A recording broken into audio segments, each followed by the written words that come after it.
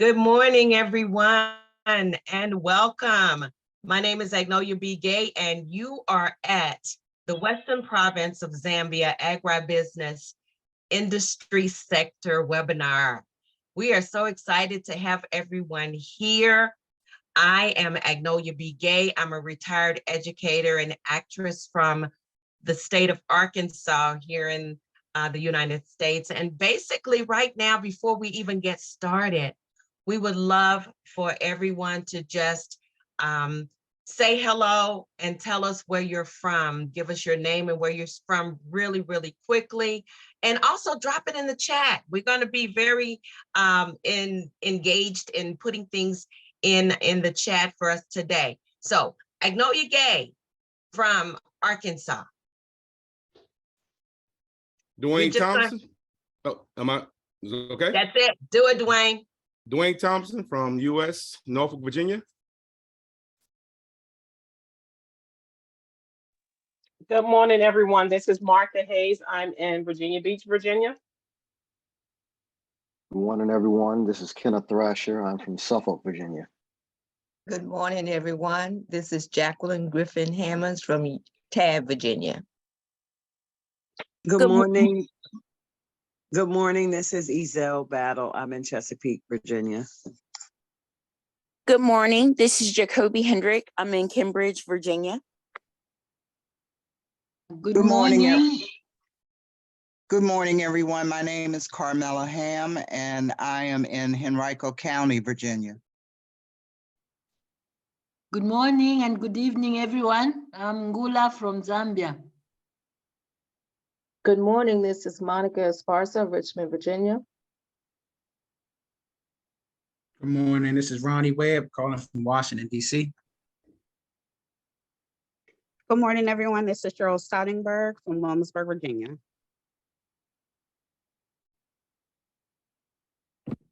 Good morning, everyone. This is Lisa Shepard from Williamsburg, Virginia, and a part of Mubita LLC.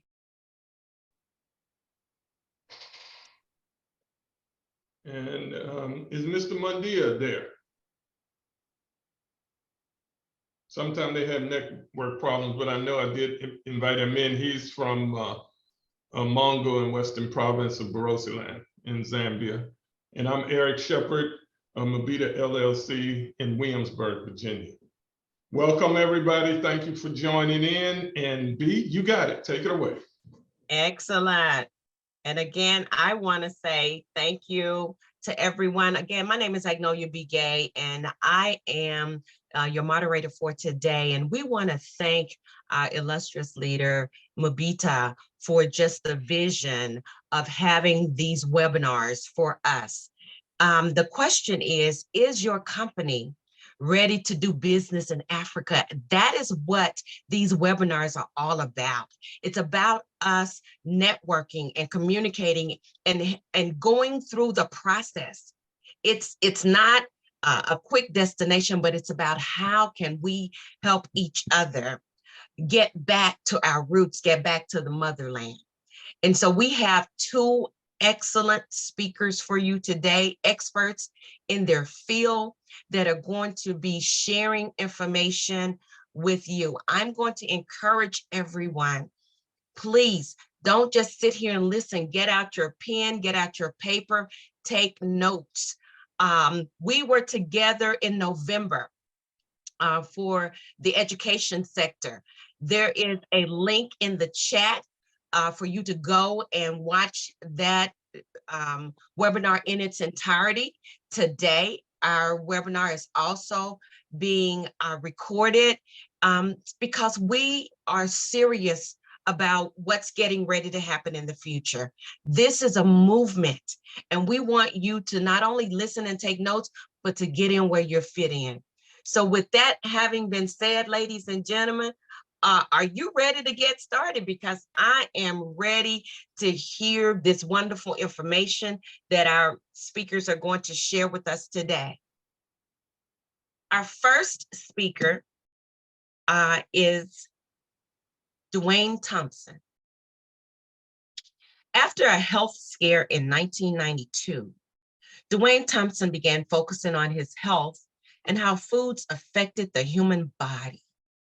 As a collegiate football athlete, he understood the importance a balanced diet played in this game performance.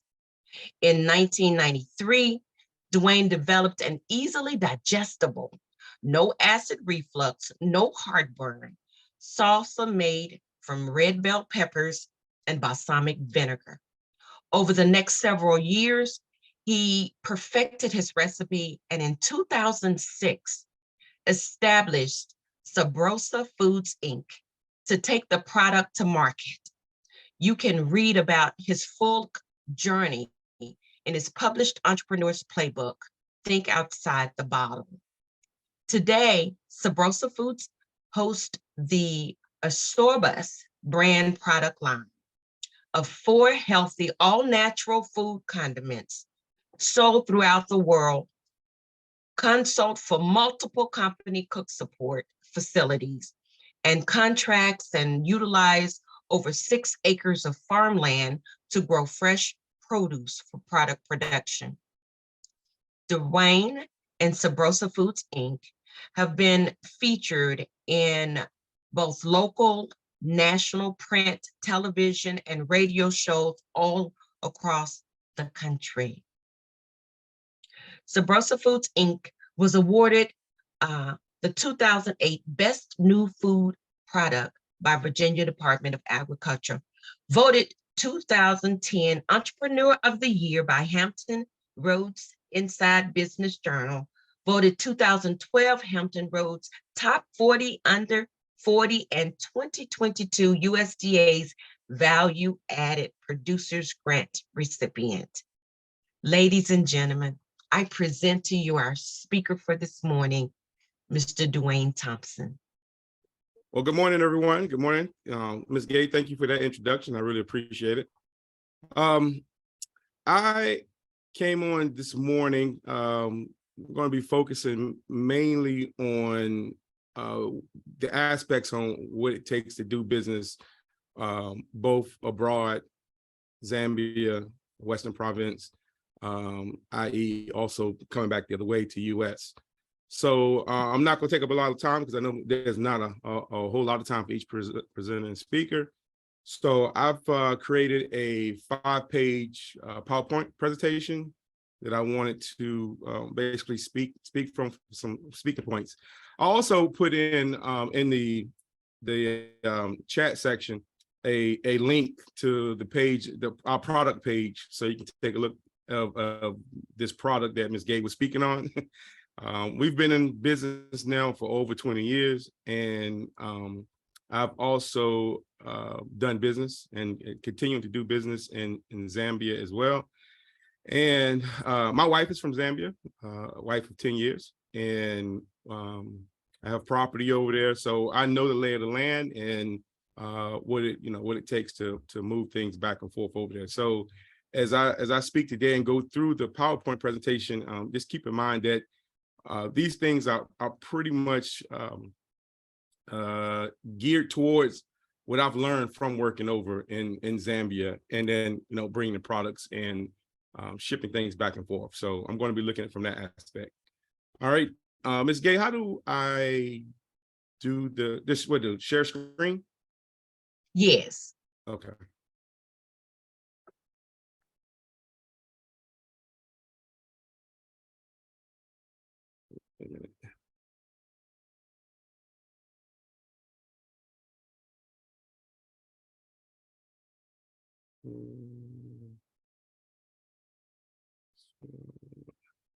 Is it working? Yeah, but it's showing the wrong things. Let me see. Okay. Okay.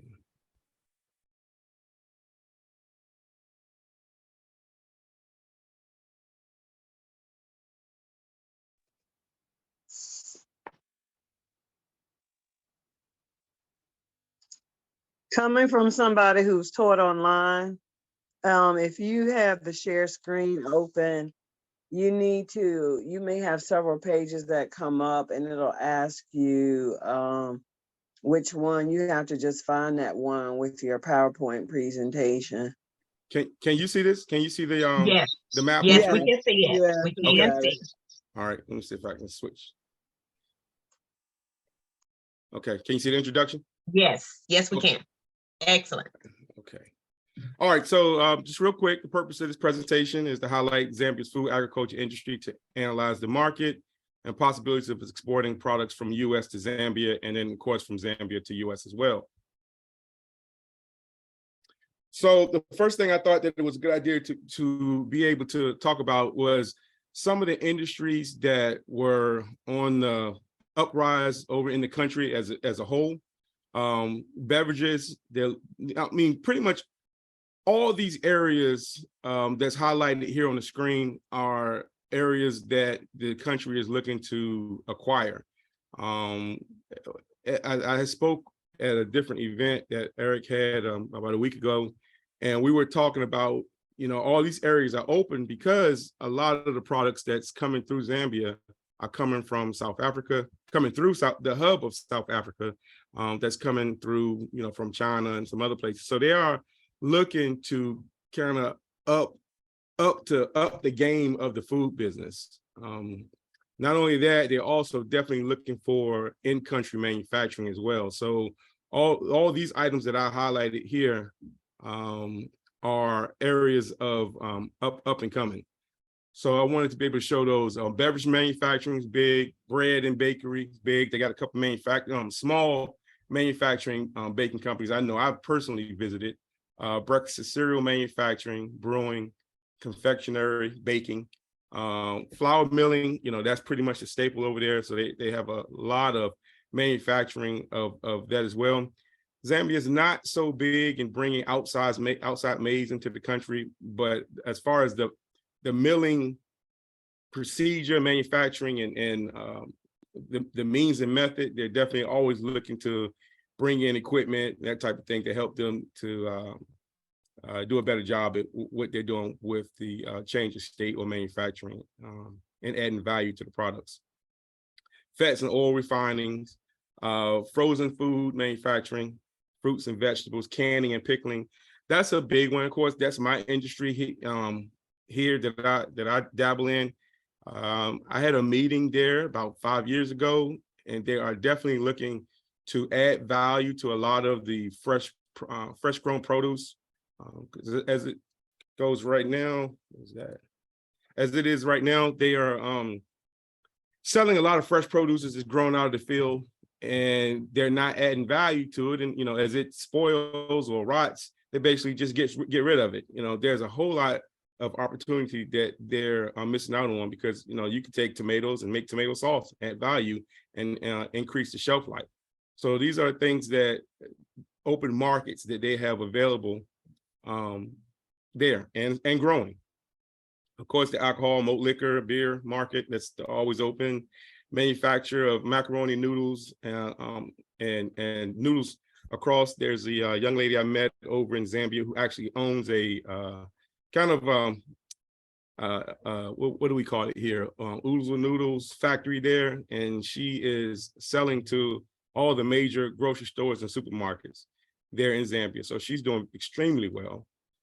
Meat processing and preserving, micronutrient processing, seafood. Not a whole lot of seafood there, because Zambia is landlocked for pretty much the most part. Staple seafood is pretty much fish, brim, tilapia. Spice extract and manufacturing, sugar manufacturing, of course, tobacco, wheat flour, and then of course winemaking. So these are all the top ones that I've researched that's open. So if there's anyone on the webinar that's interested in any of these areas, they're up and coming. All right, so the next area of importance is, of course, cost analysis. What exactly are we looking at to move these products back and forth?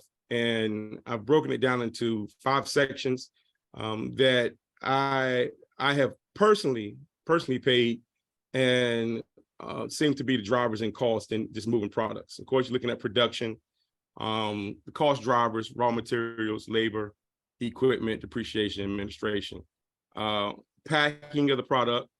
You're looking at packing costs, warehouse, labeling, course. Labeling is a big thing because Zambia is definitely looking at making sure that the labeling adheres to local laws. And of course, if you're exporting from U.S., you have to definitely make sure that your labels are correctly done. Documentation, looking at going through customs on both sides, shipping documents, clearance, and fees. And I put this in here, the documentation section, and I just narrowed it down to 4 areas of concentration. However, each one of these areas probably needs to be reviewed. So, in the interest of time here, I just broke it down so you can see what each area consists of. So again, this is a big area, the documentation side. If you don't get your papers right, your products won't get anywhere, or much worse, it'll be stuck somewhere for a lot longer than you want. The shipping aspect of it, you're looking at transportation from the warehouse to the port. In much cases, you still have to get it from the port to wherever it's going to end up, especially going through Zambia. You have to make sure that you have someone there on that side to pick it up. Just depends on how you ship and how you're working with your freight forwarders on doing that. You got ocean freight, of course, inland transport, custom tariffs, and then value-added tax. So these are all areas that need to also be taken in consideration when you're looking at moving products. And then, of course, you have the last stage, which is the sales. Whether either way, whether your ultimate goal is going to be to selling it to a restaurant, retail facility, or in some cases, hotels, they're big buyers. You're looking at warehousing, where's it going to be until the product is used once it leaves the port, of course. You're looking at distribution, how are you going to distribute? Are you dealing with any distributors over in the area? And then, of course, promotions. Once you're over there, you're dealing with your end customer, you still want to promote the product. And then, what type of sales force you're going to use to promote. So this is just a cost analysis breakdown on what you're looking at that I wish I had known these things when I first started, but these are all things that you definitely got to take in consideration before you even consider moving products either way. All right, now the last slide, I know I went through this pretty quickly, but if anybody has any questions or need me to break it down more, just either email me or call me. Feel free to do either. But the 5 modes of entry to the country, is exporting, of course, just plain old exporting from point A to point B, licensing and franchising. Sometimes you can get companies over there who wants to sell products for you or just wants to sell your brand. Then you can put together a licensing and franchising fee, agreement. And then you have strategic alliances that you can work with. I know that I touched on that area with my business just a little bit, just by doing a strategic alliance with the local agriculture. I think we forget the actual name of the outfit, but I know we did something with tourism and agriculture. Then, of course, you have acquisition. Well, someone just comes in and basically buys the company, or you buy a company over there and you use it. Haven't used that one, but I know that option is available. And then you have your last one, which is a wholly owned subsidiary. It's basically you own the product. Think of something like Heinz ketchup, for example. They have a large manufacturing plant over there as well. And they have a pretty good model. So if you are looking to do the food product or manufacturing business in that country, you can review. Of course, Coca-Cola has one that's a wholly owned subsidiary over there, and then they got a pretty nice Heinz ketchup division over there as well. And then the last one is each of these modes have advantages and disadvantages based on factors such as risk, resources, and control power. So that's pretty much my quick PowerPoint. Let's see. That's pretty much my quick PowerPoint, and just wanted to show some of the opportunities that you had as far as products and then modes of entry on getting into the country. I know a lot of those things I do realize need a further in-depth detailed explanation, but this is just a entry webinar. So happy to answer any questions that you might have. Awesome. Everyone, will you please show your appreciation for our speaker this morning? Short, but packed with a lot of information. And thank you so much for offering us the opportunity to reach out to you specifically individually. And if you would definitely, or Lisa, if you can put his information in the chat for our viewers. Also, really quickly, I just want everybody on the webinar to understand that we are in different time zones. Thank you so much. I think one of our viewers said good morning, good afternoon, good evening. And so this is a global webinar. This whole movement is global. If there was some information that connected with you, if you have some questions right now for Mr. Thompson, now's a good time. Just open up your mic, ask the questions, make comments. One thing when you were talking, I'm thinking to myself, of course, I'm theater, I'm the actress here. Do we really understand this to be an opportunity, a real opportunity for us? And for me, with everything that you just said, makes me know this is real. This can really, really happen. And the beautiful thing is that we have someone who has already done it in our presence. And so I want to open up the line right now for anyone of our viewing audience to just ask any questions. And also, we're asking you to drop questions in the chat as they come to you. Lisa, did anyone put anything in the chat? No questions so far, but I'm still out there to monitor if they do have questions. Yeah, so make sure you take advantage of that opportunity. Use that chat. Sometimes, again, I ask us to have our notes, our notebook, our little pen. You want to write it down for yourself personally, but to put that information in the chat engages you with the other people that are online as well. Do we have any questions? Any comments? Good comment. I think I want to just add a comment. With the webinar, I want people here to understand, and a lot of us that are on the webinar, many of us have not been to Africa. So I just want to establish what Dwayne and Lisa and some of us that have been already know. For those of you who don't know, and Monica Esparza, some of us have been to different countries in Africa, but in Zambia, in Western Province, Barosi land in particular, we have been welcomed like you wouldn't believe. It is actually, that's why we call it homecoming. You going back home. It's different. And these are opportunities to partner with local agriculture, farmers, and equipment, not manufacturers, but distributors on the ground in your homeland. Take ownership that somebody, some kingdom in Africa welcomed you back home to connect up, which is a big, big difference. So I want to make that clear. And we have a bunch of agriculture projects where people are looking for in Western Province and Mumbai, opportunity to partner, invest, support, work with as importers, exporters, things of that nature. So please feel free to ask any questions you got. Dwayne Thompson online, who's been there, done that in the agriculture sector. And so all those things that you had in the back of your mind that you want to know, please ask Dwayne. But then we have our homecoming family from Zambia also on the webinar. So if there's some things that you wanted to ask but didn't want to ask in front of a lot of people, you're talking to family. So feel free, ask, and we'll take it to the next level, because some of us will be going there. We're going there in August for a trade mission as well, to follow up on some of these opportunities that are being shared today. So please ask your questions.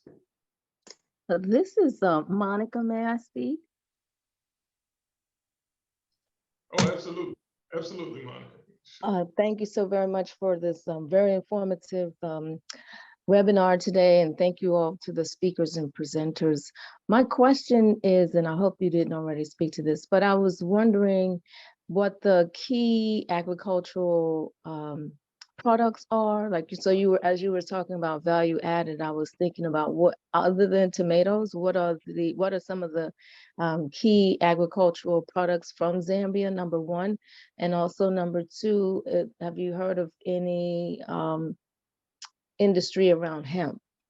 Thank you. Okay, the first question was the key, the number one staple item in Zambia across the board is maize. I mean, they have non-GMO, and they are really serious.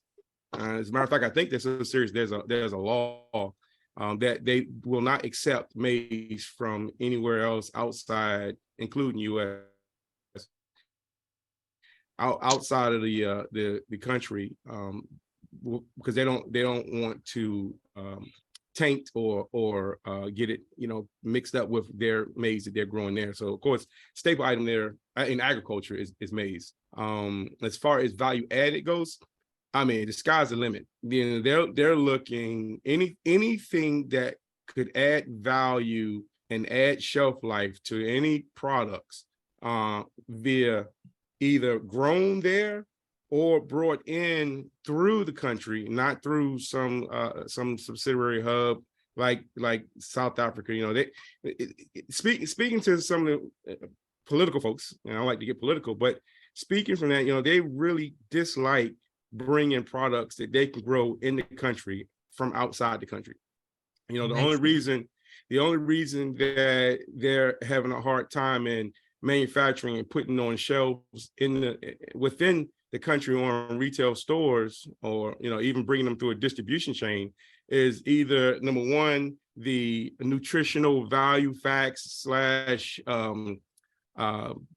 labeling is not up to standards where it needs to be, and they don't have a way of monitoring and policing it like we have the FDA here. They don't really have a outlet there. They have the food, I think it's the food reserve that pretty much monitor the maize community, so they're looking for anything that can add value either to products that they grow and sell, or anything that they can bring directly into the country and sell, without a middleman involved. And then I think the last question, I'm sorry, there was one last question you had, and I'm about help. Oh. Health. No, about hemp, HEMP. Hemp. That's what I thought. That's what I thought you said. I don't think that market has caught on over there yet.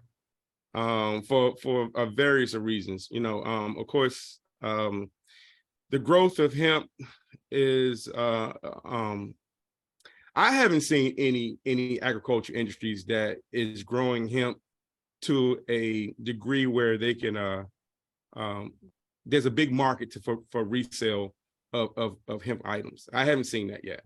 But I'm not saying it's not up and coming. There could be some small farms there because they have a ton of them.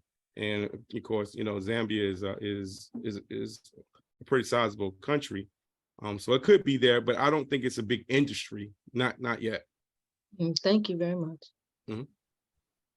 Okay, Lisa, can you share some of the things in the chat? I saw some questions that came over about do you have to own land, the cost of a startup, and then there was someone that just dropped something in the chat.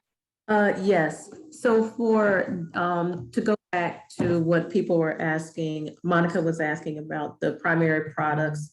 Ngula dropped in the chat that Zambia and Western Province has a whole lot of agricultural products, rice, cassava, livestock products like beef, fish, and forest products. And if we could hear also from Collins, Liz Juanito, Collins, if you can unmute and share with us your perspective about some of the main agricultural products, particularly for Western Province, and then I'll have one more question. And Ngula, also, if you could speak to what you dropped in the comment chat also, as to the products, specifically we're focusing on Western Province. Thank you. I just wanted to add to the list that Dwayne put there. And I see, especially agriculture, we have lots of rice growing and cassava. Those do very well in Western Province, and they need a value addition as well.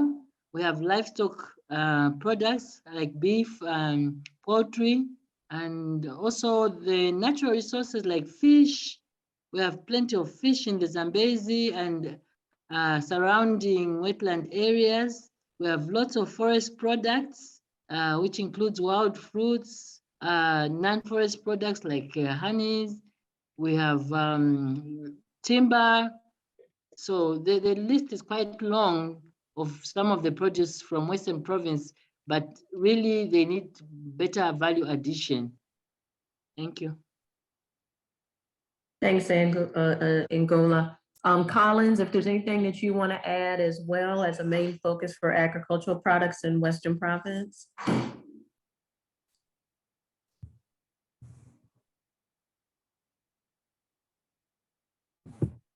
Collins may not be able to come off mute at this time, but Mr. Mundia, if you're able to unmute and share anything that you'd like to share before I move on to the other questions that are in the chat room, please feel free. Yes, am I clear? Yes, we can hear you. Welcome. Yeah, thanks very much. I think it's being well elaborated by Ola. And then one thing that I just want to add there is also cashew. And Ngola, she was an expert. She was actually been working for this company. So I think she really elaborated very well. And then I think the trouble that we have here, we spelled out what we want. And the most important thing that we really want to look up to now, you have heard about the production that we can, things that we can produce in Western Province.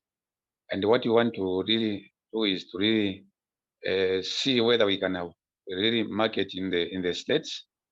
And then Ngola also spoke up, she spoke about value addition. Then if we can have a bit of like machinery to really actually add value to what we are doing. This is our really main focus for the province. If we can have an outlet, market in the States, and then also small machines to do the manufacturing, that will be really best for us. Thank you. Thank you, Mr. Mundia. A couple of questions from the chat room that we had, just one moment, from Kenny Thrasher, and anybody can answer this who has knowledge. Is it necessary to actually own land first before establishing a business there? Anybody want to take that one? Who's familiar with owning land and establishing businesses? I can take that one because and the answer to the question is no. You don't have to own land to establish a business there. You have to go there, and you can go there and set up business as a non-citizen. You know, there's a couple of extra steps you have to take and a couple of extra fees you got to pay, but you can start a business over there without owning land. Great, thank you, Dwayne. Anybody else want to add to that? Okay, that leads us into our second question from Isaac Aduse in Ghana. Welcome, Isaac. We met Isaac 12 years ago when we did our first trade mission and cultural heritage tour to Ghana. He was one of the up and coming youth business leaders in the country and doing very well in agriculture now. And Isaac says, can our guest speaker share a bit of the information on the cost components for doing business in Zambia? And also, is there a cost to foreigners to do business? Foreigners meaning, I guess, outside non-Zambian citizens. Okay, so the answer to that question is yes. Did he not see the cost analysis that I did? Was that he came on after that probably? Probably joined afterwards. Okay, so should I put it back up here or? Sure, that'd be great. Yep, hold on one second.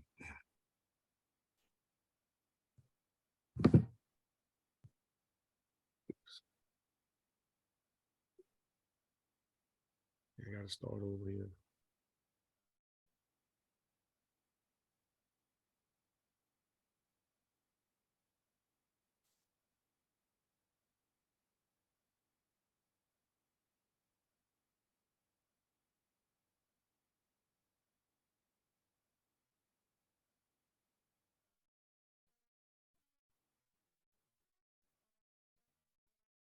I got the dreaded spinner.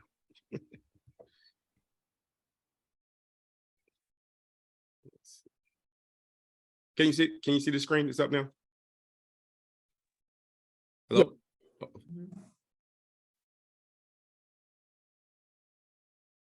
Okay. Can you see it? Yes. Yes. All right. So here's the cost breakdown that I talked about earlier.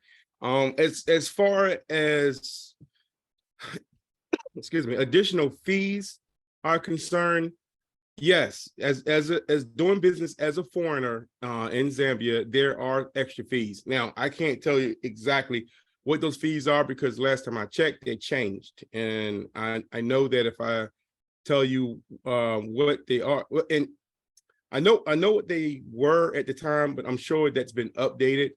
I have not checked it lately. Even though we are doing business over there, my wife is a Zambian citizen, so I don't pay those fees. But there is an additional cost for going over there and doing business. And I think you have to have a representative. That's one that just jumps off the top of my head, and there's a fee. But the best thing to do is actually, I think, Eric, you probably can also back me up on this, is work with someone from the Zambian embassy to get those cost analysis on what it would cost to do business there. But the answer to the question shortly is yes, there is additional. Should I leave the screen up or? No, you can take it down, I think, Dwayne. Thank you. And I'd just like to add a couple of things. For me, the way I've entered into what I consider our homeland area where we're really welcomed. I had a brother on the ground that we are partners. We're working this together, and that's Mr. Mundia. He's in the webinar right now. So you develop relationships, and don't be afraid to, in my opinion, be afraid to partner and trust somebody. And work and see how it goes and help others and let them help you. So that's what I would kind of recommend. That's the way I went in. And also I talked to the ambassador, His Excellency, Mr. Kampanwe, who just last week left the embassy in DC. And I guess he got recalled, but he told me, now I'm not sure if it's true, I have to verify, that now US citizens do not need a visa to get in the country of Zambia. And if that's true, that tells you a lot about how much the US is trying to connect with Zambia. And also because of minerals and so forth in the country, along with Congo and Angola, and their president, Hachilema, is really seems like he's working to connect those neighboring countries to Zambia. It seems as if we have a grand opportunity here that the US wants those relationships, which will make it easier for us. And in some respects, for those of us in the US, maybe some of these state and government agencies can also assist with reducing some of the costs of doing business with Zambia as well. So those are things that we need to look into. But partnerships, I think, is a key, especially in Western Province for us. Okay, and B, that's all the questions that we had in the chat so far. Thank you so much. Y'all, this was really, really exciting. Thank you so much for all of the questions, the comments. I'm feeling so, I'm amazed at how much information we are sharing with each other. Again, I want to say this is a movement. Don't miss out on what's getting ready to happen. with this Mubita journey. Are you ready for your next expert speaker, ladies and gentlemen? Type in the chat yes, if you're ready. I'm going to pull up my information right quick, and we are going to introduce our next speaker. All right, ladies and gentlemen, Ron Green, the urban environmentalist, president and co-founder of Green Scheme in Washington, D.C. He's a D.C. native. Ronnie Webb, AKA Ron Green, stands on the forefront of educating disadvantaged communities on environmental stewardship and community revitalization. From developing and implementing USDA food system projects, to consulting on behalf of businesses and organizations to adopt more sustainable methods, Mr. Webb has over 10 years of experience in the environmental sector. After graduating from North Carolina A&T State University with a BS in agricultural economics, Mr. Webb became a certified green consultant while serving as an intern for DC Congresswoman Eleanor Holmes Norton. Following his internship, Mr. Webb was offered a fellowship with the Hip Hop Caucus Education Fund, an opportunity that helped him shape a platform in the environmental movement on the East Coast with a focus on Washington, D.C. and Greensboro, North Carolina. The Green Scheme's founding was based on Webb's realization of the lack of environmental awareness that existed in many communities. It is a nonprofit organization designed to educate people of diverse cultural backgrounds about their role in the environmental movement. Ever since, Green Scheme has been up and running under the leadership of Mr. Webb, who is just getting started. Mr. Webb has recently become a senior fellow in the Environmental Leadership Program, which is a national network of environmental leaders. The Green Scheme has been active in the DC area for over 2 years, positively affecting the lives of DC residents through urban agriculture and workforce development. The Green Scheme has creatively carved itself into the fabric of Ward 7 and 8, using its community-centered identity to plant gardens in the core of some of the most barren food deserts in the city. Webb recognized the healthy food shortages in the poorest areas of Washington, D.C., and decided a change needed to occur. The Green Scheme has created stronger communities and healthier families with its dedicated approach to wellness and education. Ladies and gentlemen, I present to you Ron Green, the herbal environmentalist. Good afternoon, good morning, good evening, and good night to everybody. Super honored to be here and to discuss some of these things. Mr. Thompson did a great job breaking down, I thought, what international supply chain is, how to get a product from a raw good into a consumer's hand. So I'm going, I have two businesses. One of them is very related to what Mr. Thompson has, and it's a product that's how it's called Corner Water. So I can actually explain to this how this happened. But also I want to let you know where that came from.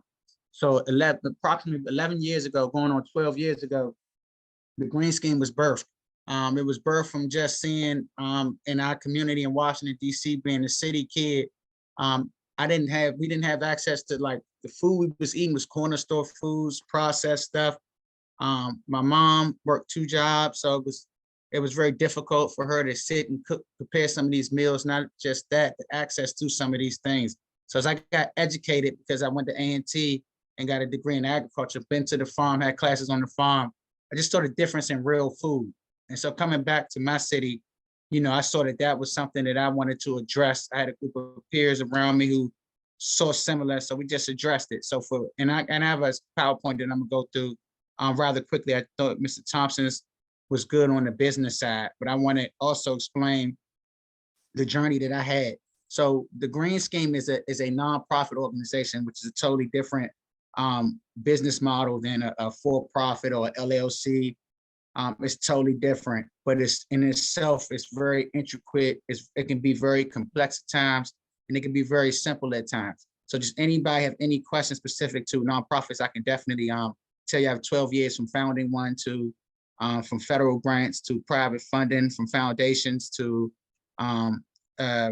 federal funding to local government funding to corporate funding to sponsorships and things like that.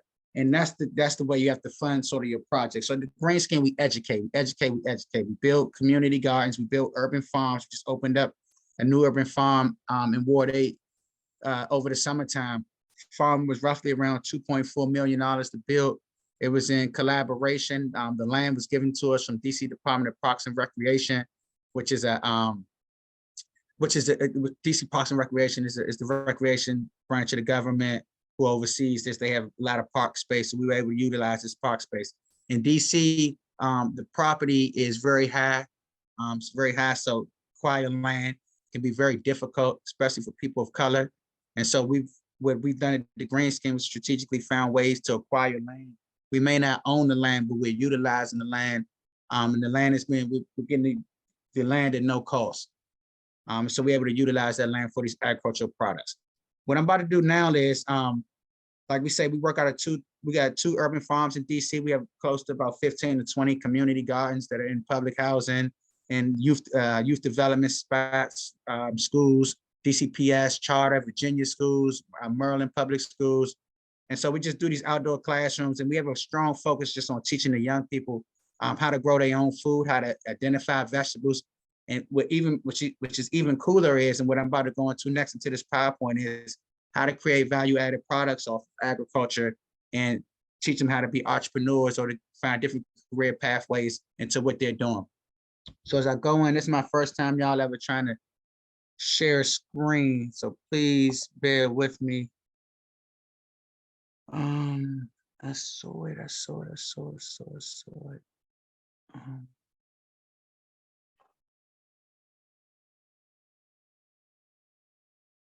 Oh, here you go, right here. Okay.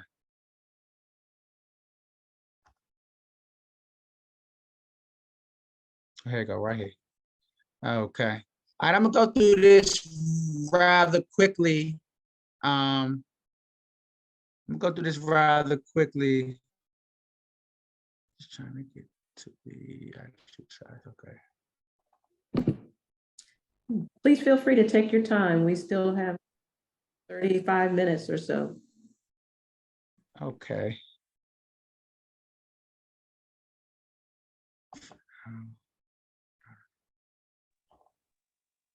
Okay, set up slideshow. Okay. Ronnie, and everyone really, this is Martha Hayes. I just wanted to say, I have a nephew that lives in DC who recently opened his own Geico agency. And he does a lot to help further causes in inner city communities. And I want to connect with you so that I can link you to him so that he can, you two can talk about what kind of efforts that he can make towards helping furthering your cause. And then, it can definitely somewhat be exposure for him so that it's a win-win kind of partnership. And that's very important. And so, and that's what part of what has, with a nonprofit, part of what has kept us alive. And, when you just constantly raising money, constantly trying to pull resources from different places. And what I've noticed too is just different partnerships, different businesses. So for-profit partnerships with nonprofit partnerships, for-profit, corporate and government partnerships. All these creative partnerships are sort of like the new models to sort of keep these nonprofits and this work done, and it also gives great value to the businesses. So I would love that. And yeah, absolutely. Okay, and so what I'm gonna do, y'all, is oh, here you go. Okay, from gardens to economic sovereignty. And I'm glad you just mentioned that because you see at the green scheme right here, the guy all the way to the right is my deputy director. He actually grew up with me, and he's just been an intricate part of just growing this business over the last 12 years. The guy that you see in the middle, his name is Tom McDougall. Tom is a board member on the green scheme, but Tom owns a company called 4P Foods. They sell food. He's a food broker / distributor / consultant. So they buy food from local farmers from New York, from upstate New York, all the way down to Florida, and they redistribute from small farmers, but they redistribute the food out for procurement and institutions. So think like any grocery stores, of course, but we're talking about colleges, we're talking about hospitals, we're talking about schools. He's actually got one of the first contracts in DC public school actually come in and Sodexo heavy in DC. They have the capacity. Tom is on here because as this water product came to fruition, he was a so trucks getting the water was in North Carolina, being produced in North Carolina. We had to bring it back to DC. So storing it for us, creating partnerships with box stores, getting partnerships with different consumers that he was dealing with. So that the importance of partnerships and different types of partnerships at that. We partner with all types of people on the water and on, and the water is called Corner Water and at the green scheme. At the green scheme, y'all, we run about points.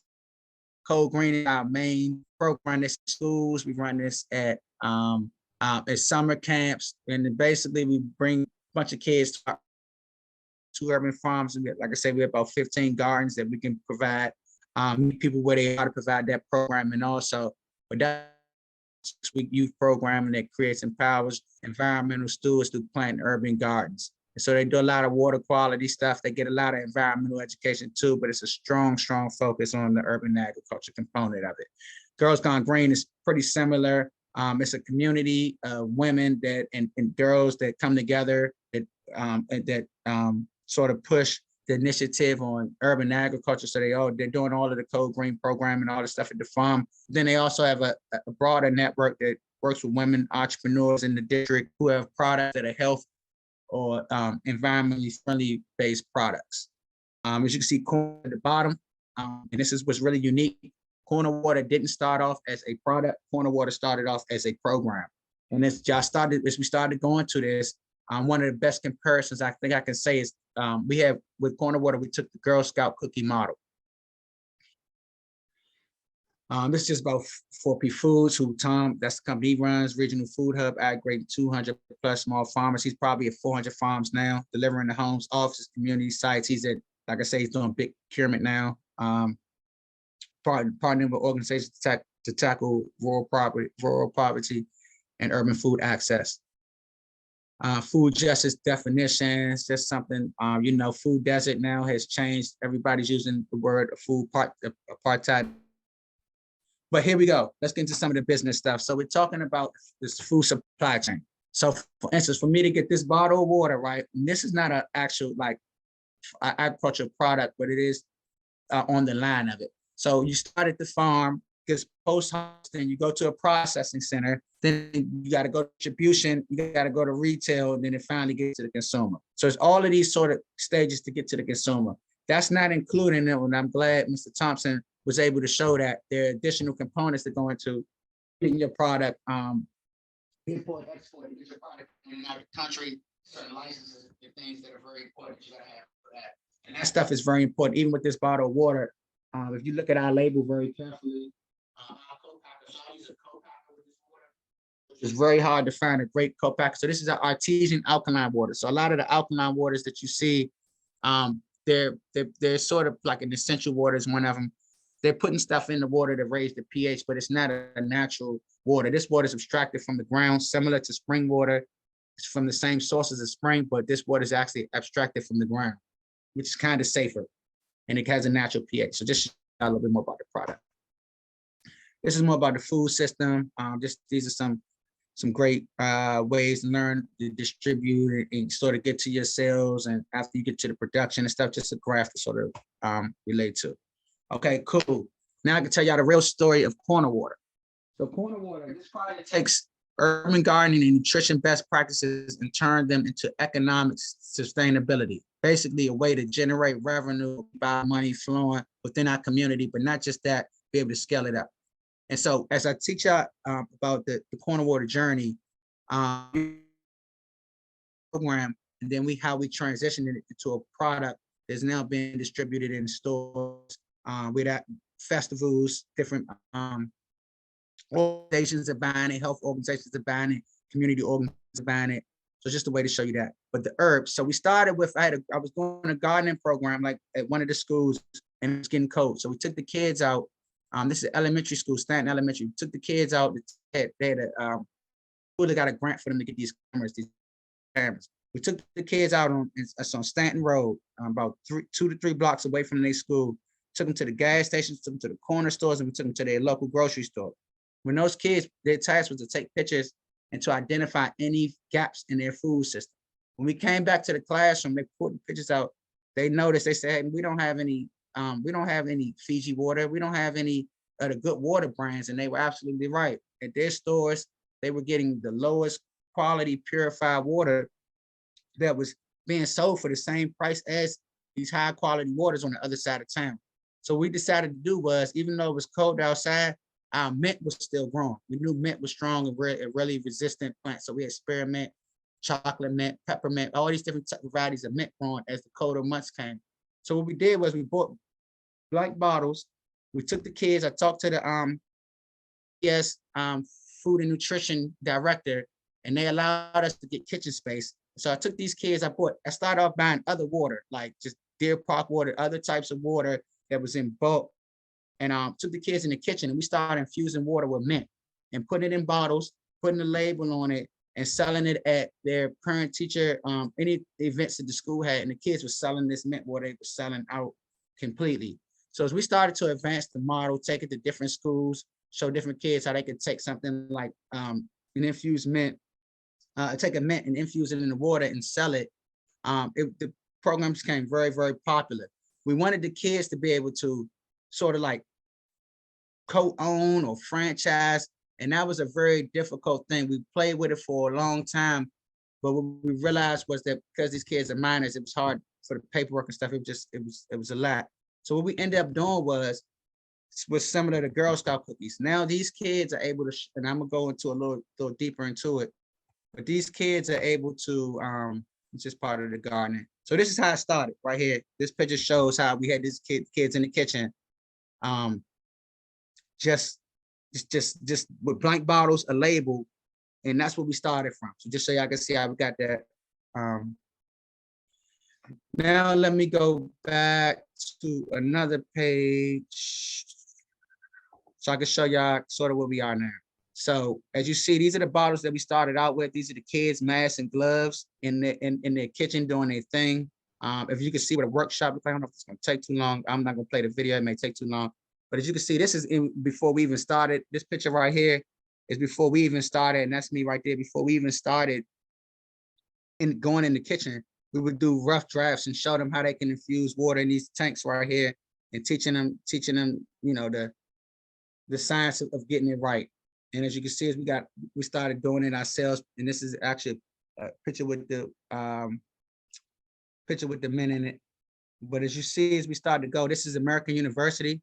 So partnerships are very, very key. So we had a capstone team. I work with different capstone teams at American University. They actually did a social marketing and communications plan for us. Oh, especially if your business is doing something good. There are always universities is funding. It's not always being a customer, but they developed 30-page social marketing and communications plan for us. Not only that, another capstone team created basically a water campaign for us to implement. The DC community broke it all down for us, marketing and planning and stuff like that. But as we start, and this is outside, these programs are still under the nonprofit. It's just an educational tool. And then we finally launched. So this was our first bottle right here. It was a paper bottle. It was 100% recyclable, 99% landfill biodegradable. This bottle, right? So this is where the business starts coming in. I thought water was plain Jane. I thought it was simple, just water, right? This bottle, Ronnie, we can't see the bottle. If you could, we can't see we're looking at your slide for questions and answers. Oh, y'all can't see none of these pictures. Oh. No, I think you're gonna have to share those. You're gonna have to click on it. Yeah. I gotta click on it. Okay, hold on, let me see. Click on the slide. Okay. Well, it's not the slide. I went to another screen. Let me see. Stop share. Okay, hold on. Let me try this one. Okay, here it goes right here. I'm sorry, y'all. I didn't know y'all. Can y'all see this? Can y'all see these pictures right here? Yes. Yeah. Yes, thank you. Okay. There you go. My bad. I'm talking all fast. I'm sorry. That's okay. Like the water. These are the kids. So this is where the kids are in the kitchen. Just starting to learning how to bottle this stuff up. We have videos, and I'm gonna click on the video in a second. I don't want to be real slow. My computer's been acting up. This I actually doing some sampling with them. We finally started taking this to products. So we had different organizations even starting from the kids. So this is one of the nursing associations in DC. And then we finally decided we was gonna call it corner water.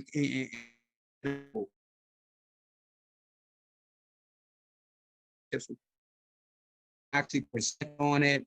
But this is in public housing right here. This is, this program was an educational, corner water was educational, to a T. But then we decided we wanted to launch and get a real product that could really make money. We didn't want these kids, us buying the water. Because I'm a nonprofit, I was able to raise, buy bottles, buy the water, but that's not a sustainable business model. So I wanted to show these young folks and our community members a sustainable business model that made sense, it could grow, and it showed bright futures. So we launched our own bottle, found a co-packer. And so this bottle was the one I'm talking about. It's 100% recyclable, 99% landfill biodegradable. But the problem with this was, and this business comes in, that bottle by itself is $1, not including the water put in there. And then you're thinking about getting it from North Carolina to DC, which is transportation cost. So that bottle had to retail for like $240, $250. And so the main mission of corner water, because it started out with those kids, was to get the healthiest water to the people who need it the most. And so we did this bottle for a while. It was cool, but then we decided, this was when we launched the Good Food Markets. But then we found a local guy in PG County, Maryland, which is about 15 minutes outside of DC, a local Black man who was making some alkaline water. This water was, the first water was a spring water. This water was it's an alkaline water, but it was from like the municipal, it was from basically from the public water source. So it was a high pH, but it wasn't the best water. So eventually we found a co-packer about an hour and a half away, artesian alkaline water, which we love the best. And so now we've been promoting it, getting in the stores. We still do our youth programs with the kids. So you can see they even still infusing water, making it look cool. We was featured on the Harlem Globetrotters with the water. This is one of the deliveries at DC Sweet Potato Bakery, which is in downtown. Been evolving since then. So now we're actually the official water for the Cherry Blossom Festival. I've been working with a business coach for the last 6 months to really break some things down. So this is some real advice I can share. When I was doing this water, it was because of me being, I sit on the Mayor's Food Policy Council. I've been doing food justice work for about 13, 14 years here. I have a real good reputation with it. People were buying the water because of how it's affiliated with me and different things, but I didn't understand all the part of the business. So I had to, from the non-profit business model, there were a lot of things that I was able to transfer over, but there were a lot of things that were completely different. And to the product, everything is driven by sales and profit. And so we wanted to make sure, and I had to make sure that people that coming along with us on our team and making sure that they're paid, making sure they're sustainably growing. And so we had to break numbers down. So like, for instance, I went over, I had like basically like an 8-hour breaking down our operations. So when somebody says, I want to get this bottle from when they go online or they make a phone call or they're at the market, what is our operations getting it there? So we've been breaking things like that down. We've been looking at costs. We've been, one of the major things I've learned is set goals, sales goals. We've been learning, I've been learning more about the importance of marketing. So it's different things, but I just wanted to share that story because, you know, we actually created a product, but this is his own LLC. This pretty much operating, scaling, and growing. Once we launched with the Cherry Blossom Festival this year, we have some things going to be the biggest growth year we had. This company is really about it's 2 years old, but it's about a year old that we've really been in production. We only had this bottle for about a little under a year now. And so we've been doing pretty well with it. I guess there's any questions. I kind of went through a lot. They're two different businesses. I can show y'all one video too. Just to show you how much fun the kids had if it plays. Let's see.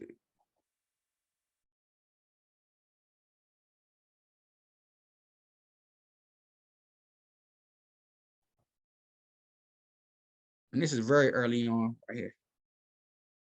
Almost this.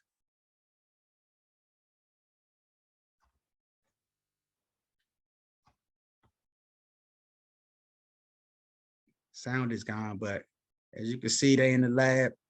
This group of young kings are called the Peace Kings. So there's 60, and then the school in Southeast, there's 60 identified young men who who are deemed as at risk. And so this program that they have is called the Peace Kings. They're able to bring in different service providers like us to provide these kids with an opportunity to learn different stuff. So photography may be another one. Chess may be another one. Boxing may be another one. But just to kind of show y'all just how those kids are in action, you know, how much fun they had, but that's who we engage with. So, and I don't know if I said this, but it's like Girl Shop Cookies. So at farmers markets, the kids are selling this water by the cases and individually and making 8% commission off of it. And so if somebody at a farmer's market, if somebody comes and say, I want to get a case and I want to subscribe for 5 cases a month, that kid is making 8% off of each case that is being sold. So we also have a youth sales program where we're teaching them the importance of sales. So the business coach that I have, he comes in, he works with the kids and teach them how to come up with sales goals, work the sales strategy, all the way to making the sale and setting sales goals. Very good. Thank you. Thank you, Ronnie, for just an awesome presentation. You and Dwayne were the perfect people to bring us initially in the agriculture sector into areas that both sides, our family in Zambia and our family here in the US, needed to hear and see what y'all brought to the table. My comment and I guess question, there's already a project that me and Mr. Mundia, he presented it to me in 2017 in Western Province, Zambia, and the project proposal has spring water harvesting into it. I'm going to share that with you because that was one of the priorities we had there. And Mr. Mundia is on the Zoom as well, but just to give you a brief overview, in Western Province, it's about a 10-hour drive on a good day from the capital, Lusaka. They're getting their bottled water from Lusaka. And they got the Zambezi River, all the spring water resources right there. But this project wanted to start a water harvesting manufacturing plant, basically doing what you've done with the children here in DC, and more commercial as well. So I'm going to share that with you. That's one of the top projects we have, and see if we can bring your community together with Western Province community, technology transfer, sharing information, because they got the resources there. and they're on the floodplain, so water is never a problem for them, really, in that area. So that's a great potential. And then Dwayne, it's always been, you know, food processing and how you process food and everything. And cashews are a huge opportunity there in Western Province. I found out that maybe some of you in agriculture might have a different take on this, but I found out in the US they can't grow cashews. Cashews we've been eating been coming from Africa, going into China or some other, and we buying it. And then they're selling it back to Africa. So we're about to do away with some middle countries in this. If we can get the cashews from Western Province direct to the US. And just like you, my wife and I were laughing because when you said the Girl Scout cookie model, I was saying that 5 years or so ago, get the cashews in that people have pre-ordered them. They come in from Zambia, we just distribute them here. So Dwayne, and the food processing, the cashews, to have a finished product when it leaves Zambia. And they do have some, I know in Western Province, it's called, I think Mungu cashews. I had some of them. Some of the most awesome cashews I've ever had. Brought them back to the US. They gave me little samples to bring back to the US to eat. Shouldn't have took them to a meeting. I came away empty. They were that good. So the potential is great. I'm not too familiar with the agricultural sector, but you guys are, and y'all know other people that are.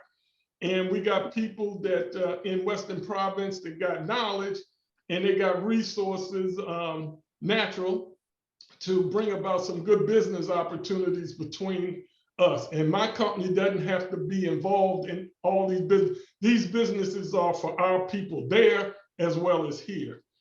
And I don't know if Liswaniso Collins is still on the line, but he has, what we haven't brought up is cattle. So Collins, I don't know if you can share your need. He said dairy, getting dairy product in the community was necessary as well. They have to import that. And one of the senior chiefs in one of the districts there in Western Province has timber that they're looking to do things, but they want to add value to the timber before it goes out. I just want to say this has been awesome. Just talking about making a difference. I'm an educator. This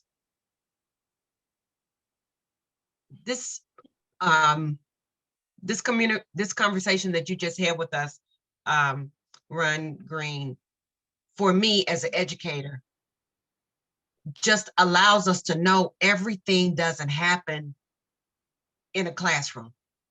Thank you so much for making a difference in the lives of these young people. Thank you for everything that you have shared, the multiple partnerships. You talking about bringing in community. You talk about collaboration. That's what you have shared today. And I'm hoping that everybody online understands it's bigger than just me.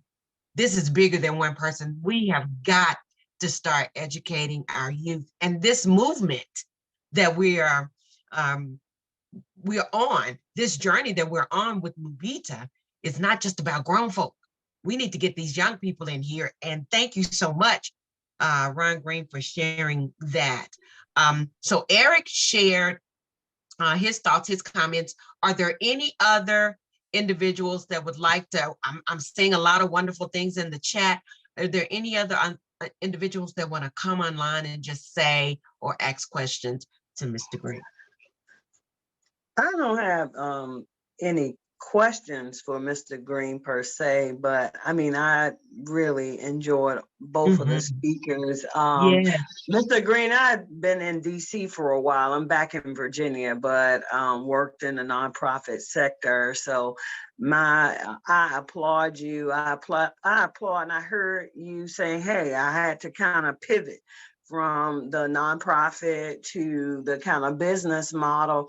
And I do think, you know, later on, definitely from what you've learned, that would be a wonderful workshop for those who are interested in that, in the pivot and in learning certain things. When you talked about the social marketing plan and all of that, I do think that some of us need to really understand, the language, the process, how to really, because sometimes you get so focused on the product, but you don't know, but the problem is the marketing. And I think that's the issue too. And so listening to you, listening to Mr. Thompson, but as you all were talking, I'm writing down names of people because there's I'm sorry, I can't call her name, but she's called the Spice Girl in DC. And she's very, what I consider conscious. And I think that I would love to connect her with Mubita and all of this. So there might be an opportunity in, Zambia for her because she's done very well in terms of her spice and everything. But the other thing was definitely the flavored water. I heard her name Ngula. She was talking about the wild fruit. And I was saying it would be great to take some of that fruit and really, I buy a lot of flavored water. I'm just telling you, I do. I mean, I like the one that's called Hint. That is my favorite go-to water. And I like some other flavored waters too, but I've liked Hint a lot. And so I started thinking about, wouldn't it be great to have some type of flavored water business? So, I'm hoping that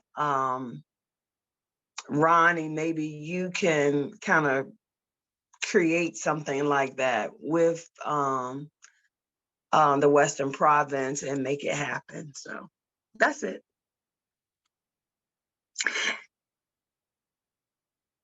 Now, it sounds good. Her name is Angel too, from the Spice Suite. Yeah, that's right. Yeah, okay. We collaborate often. Yes.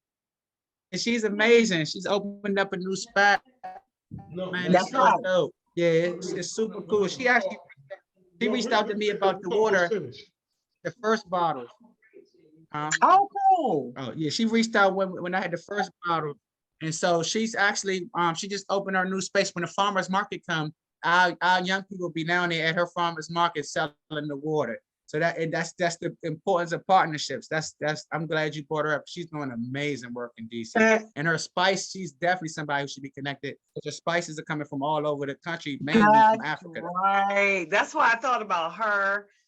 I'm in a Black fashion designers group. There used to be a furniture designer in there because she even said that about her history. And you're talking about value added for timber, then it would be great to have a furniture designer and maybe someone on site there to create the furniture and have it, exported or. So, yeah, I mean, I started thinking about names of people who I know have the skill sets and how they could be a partnership. Simple, but when I see the complexity of going through it and actually building the business up, it's complex. But I was looking at stuff like I might take it the simplest stuff. So even a bag of soil, you could a bag of dirt, right? You take a bag of dirt up and it's somewhere where they don't have this type of soil, and you put a nice label on it. And you know exactly what's in that soil, and you know exactly who to market it to. You're selling soil, and you can make millions of dollars selling soil if you get the numbers right. You get all of the business components right. And see, these are some of the things I think people oversee sometimes, like these small businesses. Oh, you can't do this, you can't do that. Yes, you can if the numbers match up, and you can be very profitable, and you can do a lot of community building around it if you do it the right way. So definitely, I just love your insight. Thank you.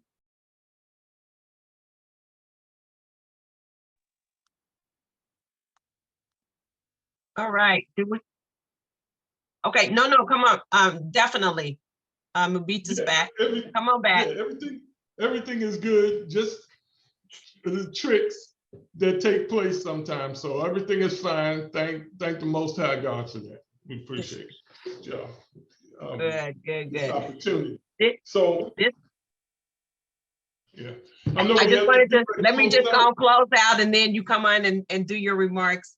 Okay, Mubita. all right. Thank you everyone for the opportunity to be your moderator for the day. Again, my name is Agnolia B. Gay out of Little Rock, Arkansas. And these last two webinars have been so amazing, awesome, powerful, enlightening. And I want to encourage you, if you were not with us in November, to look in the chat. I believe the link is there. Lisa has dropped that in the chat. It is worth your time to go back and take notes on that as well. And these webinars allow us to stay connected. This is not just about listening and then, oh, wait till next month when we do our next one. No, follow up. Both of our speakers today have invited us to reach out to them, stay connected. How can you be a support? How can we make it a win-win? That's what this is all about. We are on a journey. This is a movement. My name is Agnolia B. Gay, and I will see you next time. Thank you again, Mubita, for trusting me to be the moderator for today.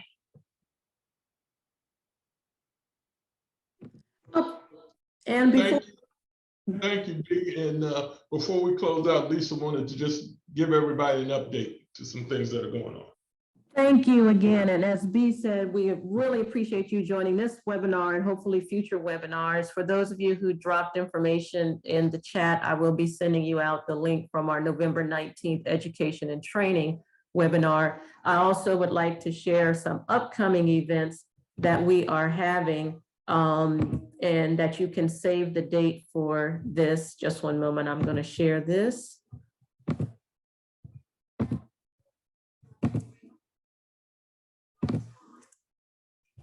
Okay. And so we have our upcoming events that we're going to be having with Mubita LLC. We have our Africa Homecoming and Trade Missions and Heritage Tours. As Eric mentioned, in August, we'll be going to Ghana for a heritage tour. We'll also be heading to Zambia for an invite-only trade mission. For those of you who are interested in looking at business opportunities on the ground, this is your opportunity this year to go with us. And then we'll be having a heritage tour to the Gambia in December of 2023.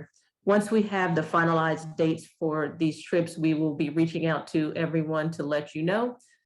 You do have to be a member of our Economic Unity Force network in order to go on these trade missions and tours. You can learn more about that at www.mubita.net. And just for $10 a year to sponsor what we're doing, you will stay in the room and be connected to these opportunities. Our upcoming province building webinars, February 18th, we'll be focusing on tourism and hospitality.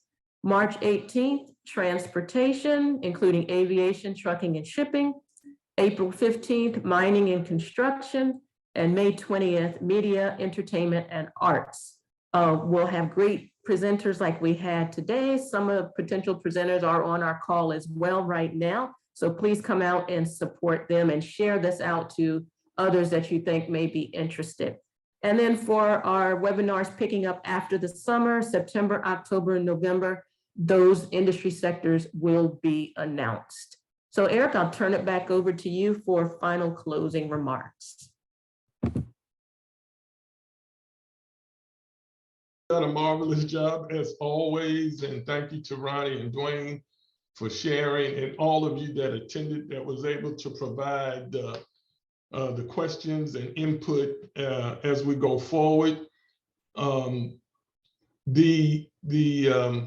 the ground, we're having the network develop and grow because there are many more opportunities to share and to interactively engage one another, and we want to be a part of that. So feel free to reach out to me at any time.